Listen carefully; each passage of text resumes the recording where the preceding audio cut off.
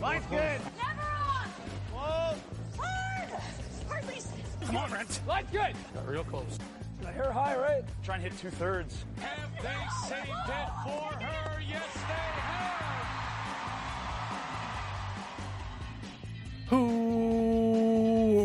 Welcome to Game of Stones, everybody. I am Sean Graham Scott, back alongside, as always. Hello, Scott. Sean, have you even listened to Toto 4? It's one of the greatest albums of all time. Okay, I won't hear any more shade about it, and that's the bottom line. Actually, I was on a plane the other day, Sean, and I saw somebody watching this series called like The Young Rock. Okay. And it seemed like the context was like The Rock was running for president in the year 2032 or something, and then there was flashbacks to his earlier life. Mm-hmm. This person watched like 6 episodes of this in a row. Wow. Anyway, looked interesting. Show. You hadn't heard of it though, right? No, I'm not familiar with the Young Rock show. No, and I haven't listened to Toto 4 in its entirety. I'm way behind on all pop culture. Apparently, oh my goodness. I mean, people think Africa might just be a one-hit wonder. Yeah. Nowadays. I know the older people know Toto are definitely slaying it out there. But that whole album, I mean, you got Rosanna. Come on, what else needs to be said? I guess nothing else. I guess that's it. Is the Rock just says the bottom line? Yeah, that's the bottom line. Okay. No, Stone Cold. You're right. No, sorry. Yeah, Stone Cold says that. Yeah. Oh boy, I've just lost all my cred. The Rock would say something like, "Oh, like, so you think Toto's important? It doesn't matter what you think. It doesn't matter." Yeah. Amongst other sayings that The Rock would have. Scott, welcome back to the show. Hope your campaign went well last week. And you were successful in your efforts. Yeah, we should find out the results anytime now. Yeah, so we wanted to get into the summer season. What we've done every year in the month of May is we've done power rankings for the teams as at the end of the season. How do the teams around the world stack up after the season? I thought that's kind of foolish this year because so many new teams are in place. So we're going to do something a little different from our typical end of season power ranking episodes. We're going to play What's the Word for 20 new teams and only new teams. The teams that have decided to stay together, they do not get to participate in this exercise for us. So these are only new lineups, and we have come up with words for each of these 20 teams, 10 men's, 10 women's teams with a bonus team in there just for good measure. Scott, are you excited for this activity? This is not an original game. I'm stealing this from Pardon the Interruption, but are you excited to partake in this? Yeah, I'm really excited to partake, Sean. I love watching What's the Word. And so I like playing What's the Word. You've prepared your words well ahead of time. I've looked at the list and I've got an idea of some words, but I reserve the right to change what I've got in my head. All right, that's totally fair. So we are going to start on the women's side, and I will say this going into this, most of these are Canadian teams because the international teams haven't seen the same type of movement at this point. And part of that is the way those teams are put together, the structure of those teams. But we really only have 2 international teams on this entire list, and we are going to start with them. And I've also kind of ranked these as sort of a pseudo power rankings in terms of the importance, I would say, maybe of the teams. So let's start with the 3-time defending women's world champion, Silvana Tirinzoni, along with Alina Pats. Of course, the front end has retired of Esther and Melanie. So they have brought in Briar Hurleman and Carol Howald as the new front end. Hovald, excuse me. Thank you. So Scott, the word for this one that I have, this is mic dropping on the part of the front end. They are just getting out. Well, the getting is good, it seems like. Yeah. The front end mic dropping, saying, whatever, we've won everything. What do we need anymore? My word for this team is kind of hanging on. It seems to me like Tirinzoni and Pat's great. I know that Silvana really wants to get that Olympic gold medal. This likely is her last quad to be able to do so. and so she's brought in a pretty strong front end to play with her and Alina Pats. But you're right, the front end was very much like, what else do we have to do? Come on. Yeah. We won all the world championships, All the right? things, yeah. So this should be a fun team.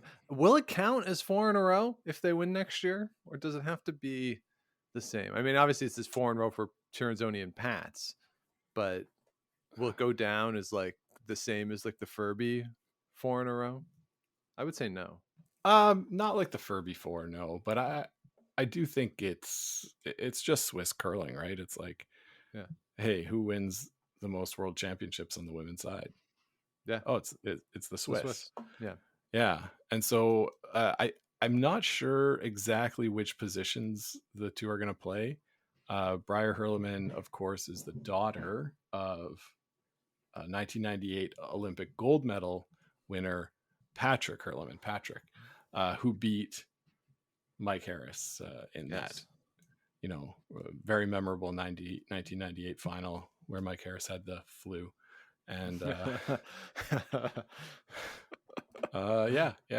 and then so I'm not sure who's going to play second, who's going to play lead. This is a report from the Curling News on the changes. Okay, so good stuff there for Tirinzoni. Let's move on to the next team. That's going to be Team Laws. This is Caitlin Laws, Selena Negevin, Jocelyn Peterman, and Kristen McCush. Scott, I think these are the favorites. If I were handicapping this, looking ahead, 3.5 years at this point to the trials, assuming that the trials takes place in roughly the same place on the calendar as we sit here in May of 2022, looking ahead to December of 2025, which is foolish. But I would say that they're the favorites of all the changes that have been made. They, I think, come out the strongest. And you would think at this moment right now, again, long time in advance, but Einarson Laws might tee that up as maybe the rivalry of the quad. Yeah, it definitely could be. So Sean, you call them the favorites. I call them the. I had a word in my head and it just left. This is a show of strength from Caitlin Laws, is what I want to say. This is Caitlin Laws basically saying, yeah, I had a lot of great success with Jennifer Jones, but now it's my time. And the team that she's assembled is great. So should be a really great quad for this team, and I'm looking forward to seeing them play together. Yeah, it'll be interesting to see Caitlin Laws back in the skip position for the first time in a while since her junior days. So next up is a team that Caitlin Laws used to play with, or at least the skip that Caitlin Laws used to play with, of course, Jennifer Jones. She has decided to team up with Team Mackenzie Zacharias. So Mackenzie Zacharias, Carly Burgess, Emily Zacharias, and Lauren Lenentine with a 5-person team. Kind of interesting in some of the interviews, the things that we've seen. Jennifer Jones has said there will be events where she won't play within that 5-person lineup. Well, she'll be there at the events, maybe to watch, give advice, see it from a different perspective, but she's not locked into skipping every event. She's not going to play another position, of course, but she's not necessarily going to skip every event. So it'll be interesting to see which one she chooses. She did say in one of these interviews, some of the more minor events might be the ones she takes off. But, when the lights are on, Jennifer Jones will be the skip of this team. So, Scott, I'm going with the Fountain of Youth. Jennifer Jones is looking to get some, new energy, some, revitalization into her career, and just really leaning on these young players to go for another run here. The Fountain of Youth. That's well said. I like that. My word here is apprentice or apprenticeship, if the word apprentice has been tarnished in any way throughout the years. But this is Mackenzie Zacharias having a chance to learn sort of at the foot of Jennifer Jones, right? We've seen this team play twice in the Scotties the last couple of years, get better this past year. World junior champions. So this is like, they get to learn from one of the best. This is sort of the equivalent of baseball team bringing in a veteran leader for the clubhouse. Yeah. I won't say it's like hockey and the Maple Leafs bringing in Jason Spezza, but it's like they bring in the veteran to help them learn and get better. Maybe, likely Jennifer Jones isn't there when they come through, break through, win a big event, but this is their chance to learn. Yeah, and it'll be interesting too if it's ridiculous to look ahead to 2025. Let's look ahead to the 2029 trials. How crazy would it be if it was Mackenzie Zacharias against Caitlin Laws as the two teams, assuming that this works out well and it's a multi-year deal with Jennifer Jones and Mackenzie Zacharias, and then you have the crowd and Jennifer Jones is playing like the Fred Cooey type role. With half the jacket one color, half the jacket the other, sort of thing. That'd be kind of fun. So so it'll be interesting to see how this one plays out. I think the biggest one that we're wondering about, Scott, is the next one. That's Rachel Homan, who's bringing on Tracy Fleury and Emma Miskew, Sarah Wilkes round out that squad. For me, Scott, this is just questions. The word that I have is questions. Where's everybody going to slot in? How is the final lineup going to end up looking? And what is the dynamic like? That's really all I have. Like, it could work. I hope for their sake it does work. I don't really doubt it necessarily because they're all great players. It's just sort of the question of how will it actually work once it all comes together. Yeah. Questions is a good one, Sean, because one of my first questions was why, why Tracy Fleury? But I'm going to call this, my word for this is going to be the Anderson effect. This is, we saw Carrie Anderson and her team be successful, 4 skips. This seems like Rachel Homan is just sort of trying to capture some of that same magic, bringing in Tracy Fleury and Sarah Wilkes, of course, last year, who had skipped before in her own right. So, but yeah, like, who's going to play where? What events are they all going to play? Like, there's a lot of questions. So that's pretty good. Yeah, and Scott, you probably didn't see it because you were gone, but Ben Hebert did his final sheet show in which he asked players who had changed teams, were you cut or did you leave your team? And Colin pointed out afterwards, said, it's clear that Ben only asked people who left. He didn't actually ask people who were cut that particular question. And Ben sort of responded in a sheepish kind of way of like, yeah, he knows what's up. Because I wondered about Tracy Fleury. Like, I thought that team was really good. Like, if you're Tracy Fleury, why would you want to leave? Selena Negevin was on that episode of the Sheet Show. So perhaps it wasn't necessarily Tracy Fleury's option there. And that Selena Negevin, it's hard to say, like, oh, you have a chance to go play with Caitlin Laws. It's hard to say, like, to not take that opportunity. Yeah. So, so let's, Scott, let's move on to Casey Scheidegger. She's going to be teaming up with Kate Cameron, Taylor McDonald, and Jesse Houghton. So Scott, this is a new team coming out of Alberta. Kate Cameron is the import here, but I have the word as Alberta because I think they are the favorites on the women's side in Alberta with, of course, Laura Walker stepping away. I think this is really their province to win here. Yeah, it definitely is, Sean. My word that I wrote down was Alberta beef. This is do you remember seeing those bumper stickers ever? Like, province of Alberta beef. Yep. Yeah, when I think of Alberta, I think of this team. And when I think of Alberta, I think of beef. So I just put them together. And yeah, you're right. This is going to be the favorite to come out of Alberta, and I wonder what their sponsors are going to be like. Maybe Alberta Beef will be a sponsor. Maybe. But I always liked their side note. I always liked their uniforms with the White Owl whiskey. Right. Yeah. I thought they were nice. Yeah, and I think a sneaky thing about this team too that might factor in, it could factor in with the team we're going to talk about later, is that both Casey Scheidegger and Kate Cameron throw in a tuck. So maybe a little easier on the consistency because you just it's a little bit different of emotion when you throw with the tuck. So maybe that makes things a little easier for Casey to ice herself with Kate also throwing from a very similar position. So that's something else potentially to look for this team. Just maybe that increased consistency and picking up in the ice that much earlier in a game, in an event. Yeah, very much could be. All right, let's move on to Chelsea Carey. She is teaming up with Jolene Campbell, Liz Fife, and Rachel Erickson to play out of Saskatchewan. Scott, I have this as routine for Chelsea Carey. This is what she does. She moves around a lot. She plays with a lot of different players. So whereas other teams or other individuals who might not be as used to the shuffling, to figuring out how to play with other players, especially as the skip where you got to figure out broom and how people throw, Chelsea Carey is well equipped to do this because she has done this more frequently than some other folks at the highest level. So this is a routine move, and I think that they can get off and running pretty quickly come the fall. Yeah, Sean, to me, this is sort of a meh move. I think all these players are very good, solid players, and they're going to go as far as Chelsea Carey can take them. Like, yeah. and she can take them to maybe a world championship. Like, she's that good.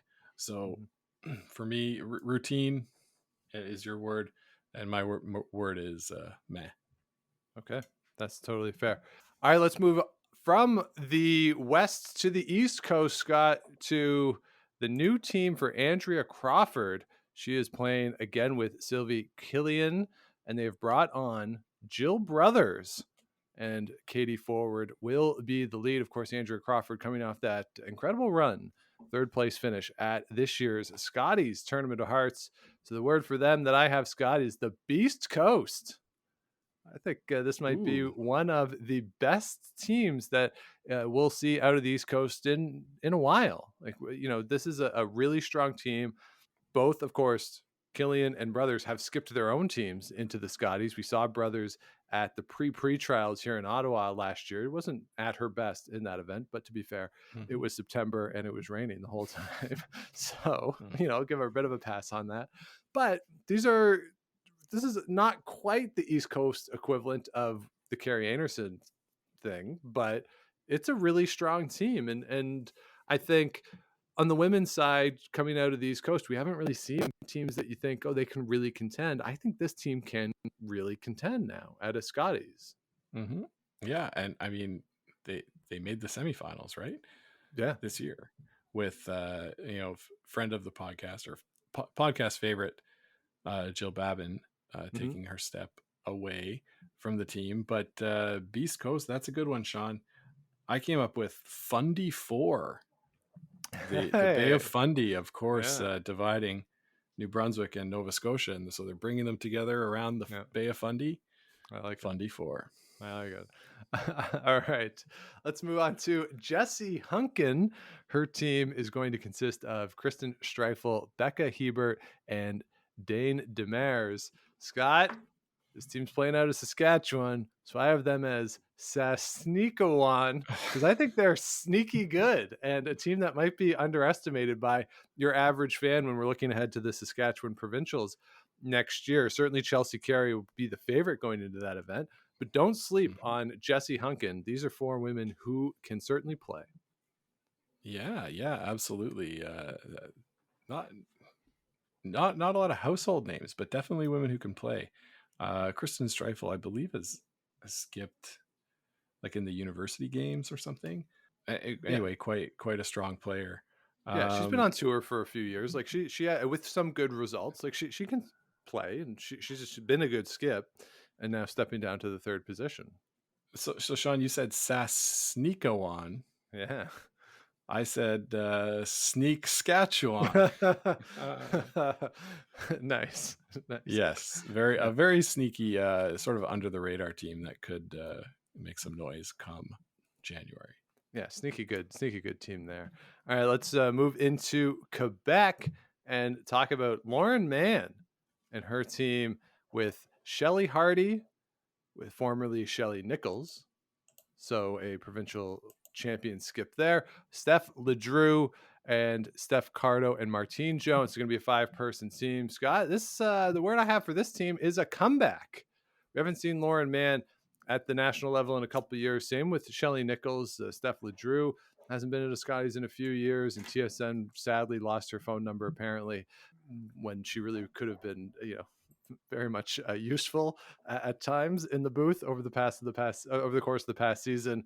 So a comeback for these women. Let's get them back on the national level because they're all pretty good and they're all fun to watch. Definitely fun to watch. So they'll be actually playing out of Ontario, Sean. Oh, excuse uh, me. Yes. not out of Quebec. Of course, we saw Lauren Mann play out of Quebec for a long, long time as one of the top players there. But yeah, this team comeback, I really like it. I was gonna say like a reawakening or yeah, comeback is a better word than it encaptures what I was trying to say. But yeah, I'm excited for this team. They'll be able to hopefully make some noise in the Ontario Scotties. And yeah, Steph Corrado used to play with Danielle Inglis, of course. So very good team. Very good team here. Yeah, and you mentioned Danielle Inglis. The last team that I have on the women's side is Danielle Inglis and her new team, teaming up with Kira Breton, who has skipped at the provincial level, along with here Cheryl Kreviasik and Cassandra DeGroot as the front end. So Scott, and this might apply to Lauren Mann too, as I was mistaken, of course, in having them out of Quebec. I have this as Strong Ontario. The province, especially on the women's side and on the men's side too, we have kind of been vocal a little bit, or lamented perhaps the lack of depth at the provincial championships that it's really been over the past few years. Rachel Homan and everybody else. And I don't know how many times it's been Epping against Howard in the final on the men's side. I think certainly when I went through this with Danielle Inglis's team, I think this adds to the depth in Ontario. I like this team. I like that lineup, overall strength. And if this Lauren Mann team is in Ontario too, the province just got a lot better, I think. I think I understand what you mean. I think this is kind of like what I have here is it's an Ontario two-step. It's like a shuffling of all the good players in Ontario, sort of between the Lauren Mann team, the Danielle Inglis team, and the Holly Nichols team. Like they're kind of just all shuffled around. So I don't know if anybody got appreciably better, but maybe some new chemistry for this year is going to unlock something with these teams. But I would disagree that they're that much stronger than the field would have been a year ago. Okay. Fair enough. All right. So that's the 10 women's teams that we have our words for. So let's shift over to the men. And we have 10-ish teams here on the men's side for what's the word. Let's start again. This is a pseudo ranking that I've put together. So let's start with the one that maybe made the biggest headlines. That is Brendan Bottcher. He is teaming up with Mark Kennedy, Brett Gallant, and Ben Hebert. Scott, this team is devastating. Yeah, it is a pretty devastating team. Sean, my word was Alberta bound. Gallant going to Alberta where he's going to be living, Bottcher and Kennedy and Hebert. Alberta bound, you could say something about Kennedy and Hebert getting back together. They were together on Kevin Cooey's team, but Alberta, this team is going to be so good. Yeah, they're going to be spectacular. And the thing is about it, and Ben Hebert was doing an interview with, I think, a radio station in Alberta. Someone could correct me if I'm wrong on that, but he was asked about just the team dynamic, and he basically said, I don't have to be best friends with everybody. And he talked about how with Kevin Martin, like, they weren't hanging out. They weren't best friends. He said he's friends with Kennedy, that Mark Kennedy is his best friend, but like, they don't need to be friends with the people you play with. And I thought that was, frankly, devastatingly honest about how he views it. And basically what he said is, I'll forgive anything for winning. And I've always kind of got that sense from Ben Hebert that, yeah, he will forgive anything for winning. And we saw it a little bit with Darren Moulding, Brendan Bottcher. Like, would these guys be friends in any other circumstance? And we found out that they're not friends in any circumstance. And I think that's kind of the case here, that Ben Hebert might go into this and think, and he says this in the interview, like, yeah, Brendan's a lot younger than me at a different stage of life than I am. Like, we're not necessarily going to be buddies and hanging out and after games, but we're going to win. We know what it takes to do that.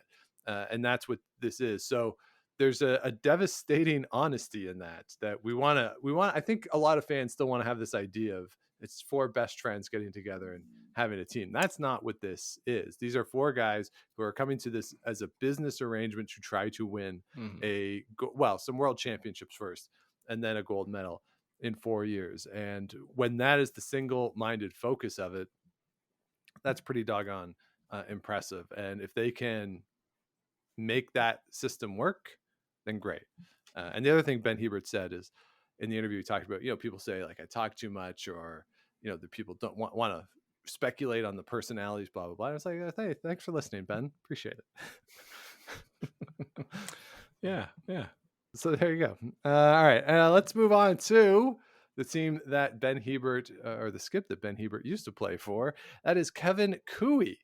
He is teaming up with Tyler Tardy, moving into Alberta. Brad Thiessen and Carrick Martin. Scott, this is double J-esque. He's doing the same thing that Jennifer Jones is doing, going with that fountain of youth, but I think Jennifer Jones did it first, so I'm giving her the credits and saying that Kevin Koe is JJ-esque in here. Okay. For me, Sean, this is sort of ho-hum, par for the course. This is what Koe does, right? It replaces his whole team every 4 years. This is likely the last gasp, right? I thought that the last 4 years might be the last gasp for Kevin Koe, but it seems to me like this is him putting all of his chips in the middle on these three guys. And I think it could work, yeah, but you never know. You never know with Koe. Yeah, and it depends on his health, right? We've seen over the years times where he's had a bit of a hitch in his giddy up. So, how long can he keep throwing those 6-second hits? Can he sustain that? That would be the question at the end of 4 years. And of course, do you still want to? How much of the drive is still there 4 years from now? But yeah, this is an interesting team, and he obviously knows how to play with a lefty, having played with Mark Kennedy for so long. So not so much of a concern there. And Thiessen and Martin, it's a really good sweeping combo. So I think this will be fun. And when we look ahead to the Alberta finals next year, the Alberta Playdowns, obviously we'd be looking ahead potentially to a Botcher Koe final again. I think so. All right, well, let's move on to Manitoba, where Matt Dunstone is heading back to play for the Buffalo, along with BJ Neufeld, Colton Lott, and Ryan Harnden, who will be the import there coming over from Northern Ontario. Scott, my word for this team is Tuckamania, as you have Dunstone, Neufeld, and Lott all throwing in the tuck, and who cares what the lead does? They're not that important. So, a lot of tucks on this team. And Dunstone in an interview, so I actually talked about that this could be an advantage for them, or just make it a little easier for him. As I said, with Casey Scheidegger and Kate Cameron, now you have three guys all throwing essentially the same technique. They're all a little different from each other, certainly, but more consistent across those three than probably Matt Dunstone has ever had in front of him. So that could be an advantage. Yeah, I think it could be. For me, Sean, this is the Dunstone show, because he's like now obviously the face of this team, whereas before you had Braden, who could carry an interview, is a big presence physically on the team. So like this is like Dunstone saying clearly, like, this is my team, this is my show. In the personalities of the other guys, they're not loud, outspoken people. So yeah, I think this is like the shift away from Matt Dunstone, great team player, to Matt Dunstone, definite leader of his team. Yeah, no, I agree. Neufeld is very soft-spoken, and the other person on that team, of course, Kirk Myers, and Kirk Myers very out front, and a guy who would do a lot of interviews, very accessible. So now it's really Dunstone has to take on that role within this team. So it'll be interesting to see how that plays out. So let's move on to the reigning Canadian champion, Brad Gushue. Mark Nichols still there. Jeff Walker still there. Bringing in EJ Harnden. The word, Scott, is twinnable, because I don't know. I don't mean this in a insulting way because they're both obviously great players. But how different are EJ Harden and Brett Gallant as curlers? I feel like they bring a lot of the same skill set to a team. So it seems like they've kind of, as best they could, created a twin for Brett Gallant to take this spot. That's interesting. I very much disagree. I think Brett Gallant's value to Brad Gushue as a strategist is something that was very underrated about this team the last 8 years, I guess they played together. When you see them talking about shots, talking about Nichols shots, even, it's always Brett that's down there. It's always Brett that's down there talking to Mark Nichols before Brad's shooting. You know, he's the last one up the ice, always thinking about the paths and the next shot, maybe 2-3 shots down the line. And I don't know if EJ Harden brings that to them. My word was that they're plugging the hole, but I don't know if the boat's still going to stay afloat with this plug in the hole. Yeah, we'll see. And now, Scott, you weren't here last week, but I talked a little bit about after they officially officialized this, that Jeff Walker and Laura Walker are moving to Newfoundland, that this was part of the announcement. Now, I want to just follow up on two parts of what I said. So one of the rules is that, or part of the residency rule is that you have to spend a majority of your non-competing time in that member association. So really, they could just get a summer place in St. John's, spend 6 weeks, the 6 nice weeks a year there. And that might actually comprise a majority of the non-compete time. Now, you do, I believe, have to get a health card as well. So there's like real world, like actual factors at play. But in terms of like the letter of that rule, you don't have to spend that much time there. And the other thing, and I want to get your thoughts on this, I don't think they have to do it this year. Like there's no residency requirement to meet this year. Like they have the spot. They're the defending champions. Like, so timing wise, it might work to move just before the baby, their new next baby is born. Maybe it's easier to do that than post baby if you're going to make the move. But I don't know. I wonder if anybody asked about is there a residency requirement? Yeah, is there a residency requirement for the Team Canada? I would say there's a residency requirement for all the other teams competing at the Brier. So why would there not be? But good question. Also, I don't know if moving just before having a baby is like really that great an idea. Probably better than after you have a baby. Well, you got your doctors, you've got your whole family infrastructure all around there, and it's true. Yeah, I don't know. I've never had a baby. I don't know. I don't know. Hey, moving is never easy. So I guess no, it's not. It's never. So anyway, that was that piece of news. I just wanted to follow up on that. So let's move on to the next team. It is Reed Carruthers. Appears to be going back into the skipping role, but we've heard that 4 years ago too. Playing alongside Jason Gunlickson, Derek Semagalski, Connor Negevin. That'll be this lineup, Scott. This team is micable. Gunnar talks a lot. So it'll be interesting to see what his dynamic is with Reed Carruthers, who's also more talkative than certainly Mike McEwen really ever was. Reed Carruthers was the one who kind of carried a lot of those conversations. And Samagoski isn't shy either about weighing in on his giving his thoughts on strategy decisions. So this is, I think, a very micable team. And someone like Stokely is going to have his work cut out for him, keeping the balance right when they're going to throw. Yeah. This is going to be very micable. My word's entertaining, Sean. Entertaining. Yeah. This is going to be a fun team to watch. They're going to be able to play all the shots, make the big hits, and like you say, they're very micable and entertaining to listen to. A real 180 from the previous McEwen Carruthers team. Yeah. All right, let's jump across to the second European team on our list here. Yannick Schwaller, of course, was representing Switzerland at the World Championship this year. He is teaming up with Benoit Schwartz, Sven Michel, and Pablo Lache to come together for a new team. I haven't heard what Peter de Cruz is doing yet. And of course, you do have Team Brunner to consider over there in Switzerland. But Scott, my word for them is swinning, as they should, I think, win Switzerland. Wow, Sean, you're all about the puns today. My word for this team is going to be Team Duolingo. We talked about it a little in our chat with Rocks Across the Pond, but after Sven Michel did all that work to learn French to play with Team De Cruz, including Benoit Schwartz, is Benoit Schwartz now going to have to turn around and learn German? They should get sponsored by Duolingo. They should, yeah. That's a good, yeah. And then they could do the ads in the different languages all over the place. Like, it'd be great. Yeah, Smart. yeah, for sure. We'll take a cut of that too for coming up with it.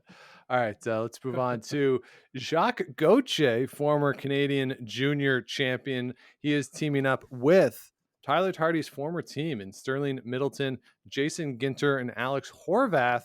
So, Scott, I think this is rivalry inducing. These guys are going to play out of British Columbia with Jacques Gauthier as the import there. But I'm hoping that they make it to the Brier, that Cooey will make it to the Brier one way or the other, whether as Alberta or Team Wildcard. I would love to see that game. You know, these guys going up against Cooey, especially with Tyler Tardy there. That could be a fun rivalry to keep an eye on as their careers. Of course, Middleton, Ginter, and Horvath are so tightly connected, and will always will be, I think, with Tyler Tardy. And just seeing how their careers progress now that they've gone in different directions, this should be a lot of fun. It should be a lot of fun. My word for this team is like Coastal Herd, because they got the West Coasters teaming up with Jacques Gauthier from Manitoba, and the Thundering Herd there. So yeah, I think this team will be pretty good, Sean. I agree. We talk about BC sometimes, and like, what's the strength in BC? Is there a power gap there? We saw Brent Pierce come through to skip last year. I think this team's going to be one of the favorites right away to represent BC at the Brier. Yep, I agree. All right, let's move down to potentially another favorite in Steve Laycock. He's teaming up with Sean Meacham, greatest drag foot in the sport, Braden Stewart, and Chris Haychart. Scott, Steve Laycock's coming back home, so I have them as the Saskatchewan favorites. But they're not. They're just the favorites of people who live in Saskatchewan. They're not going to win Saskatchewan, right? Who's going to win Saskatchewan? Oh, right. Dunstone's back in Manitoba now. Yeah. There's a power gap here in Saskatchewan. A huge power vacuum. Who's going to take it? I mean, you do have Dallin Myers as a new team, so that could be potentially something to watch for. You do have Flash as well. Don't sleep on Flash. But I don't know. Like, so maybe they're not the Saskatchewan favorites, but this is a good team that should make a fine. I mean, Steve Laycock is a very, very good player. Sean Meacham's won provincial championships before. He's played in a Brier. Like, it's a really good team. Yeah, it's a good team. My word was cooling down, or like, what happens when you're working out? You probably know more than me, but when you're working out and you want to do a cool down at the end. Yeah. That's what I sort of think this is for Steve Laycock in his career. It's sort of like the cool down at the end of his career. Play with some people that hopefully and that you like, and try to have fun. Yeah, I like that. No slamming brooms. Yeah, or at least pad side down, Steve. Pad side down. All right, let's move on to Aaron Slaczynski. He's teamed up with Jeremy Hardy, who's moving from skip into the third position. They're going to play alongside Kurt Drummond and Dylan Webster. Scott, the word for this team is that they are wrongly provinced. I would say in 4 or 5 provinces at least across the country, they'd be a favorite to win a provincial championship. In Alberta, they are not going to be the favorite. They really are going to have a really tough task ahead of them to get out of the province, but that makes you better because you're going to get more chances to play those top teams. But man, if they were somewhere else, they would they'd be a Brier team. They would be, Sean. So yeah, that's why I'm going to put them as Team AAA. Not quite in the big leagues when it comes to Alberta, but honestly, they're right there. And like Slaczynski and Hardy joining forces, probably the right idea if they do want to get into that conversation. with Team Kui and Botcher, but it's so hard with the strength of those two teams. Maybe they should look at, real estate in the Northwest Territories or something. I hear PEI is nice. Yeah, it is nice. All times a year. Yeah, and I don't know what they do for a living, but if they are involved in agriculture at all, which I know a lot of people in Alberta are, there's a good agriculture community there in PEI. Sure Could be is an option. But let's shift our focus to Newfoundland and Labrador. Greg Smith, he's put together a new team for this year with some familiar names from past years for him. He's playing with Adam Boland, Chris Ford, Greg Blyde, and Zach Young as a 5-man team. Scott, they're just going to be loud. And by they, I mean Greg Smith is going to be loud. Always fun for Greg Smith to get to a Brier. We saw him. He was coaching one of the U18 Newfoundland and Labrador teams, so he got a little bit of screen time there. And of course, with Brad Gushue winning Canada and returning as Team Canada next year, there is that opening there in Newfoundland and Labrador again. And if Greg Smith gets in, he will have, I'm sure, some more great hot mic moments at the Brier. Of course. Always great on a mic. I'm going to call this team, Sean, the Pride of the Rock. I wrote Pride Rock and then remembered that was from Lion King. So yeah. Pride of the Rock. Yeah. This will be a fun team to watch, and probably one of the favorites coming out of Newfoundland Labrador there. I think so. Yeah. And finally, the 11th team, I just snuck them in here because I like these guys. Mark Keane, Cam Goodkey, West Forget, and Edward Sear. They're the local favorites for us.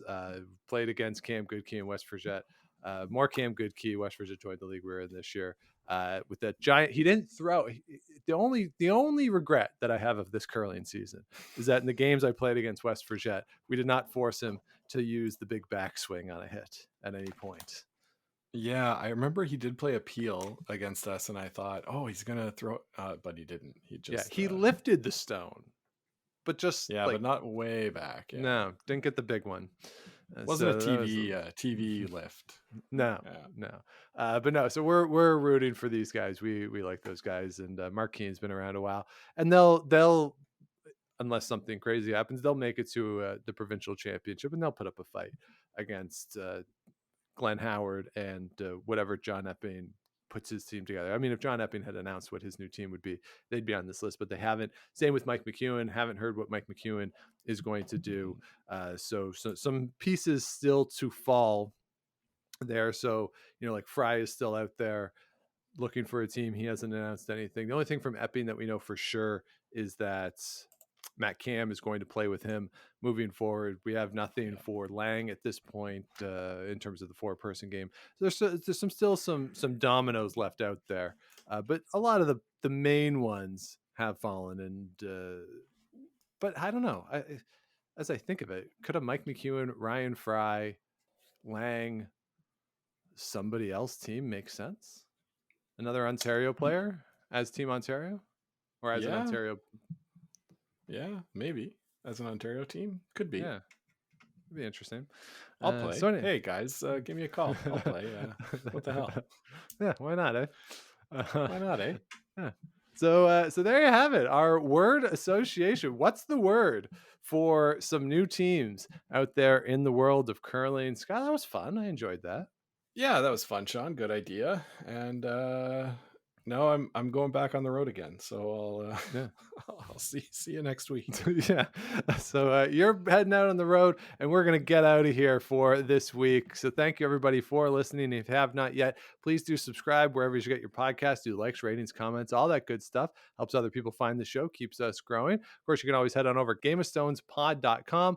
All of our past episodes are there, plus a link to the merch under the merch tab. Proceeds to Food Banks Canada and the Sandra Schmirler Foundation. We, of course, are matching all of those. And do follow along on social media at Game of Stones Pod on Instagram and Twitter, Game of Stones Podcast on Facebook. And you can let us know what you want to hear on the show, Game of Stones Podcast at gmail.com. Scott, as you said, you're going back on the road. You've had good timing because it was 400 degrees here in the nation's capital over the weekend. And then there was a beauty of a thunderstorm yesterday, which you did make it back for. And it's raining here as we record. So you're missing some of the dodgy weather, but you did get back to see the eclipse. Did you stay up for it, Scott?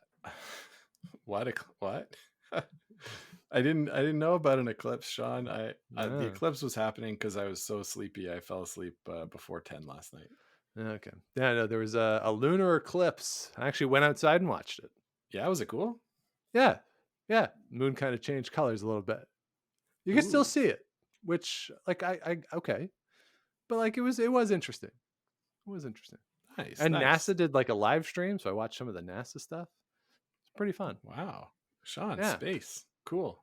Yeah, pretty colors. So so there you have it. Scott, safe travels. Thank you. We'll talk to you next week. We'll talk to everybody else out there next week. But until then, keep those brooms on the ice and don't dump that insert. Make the final.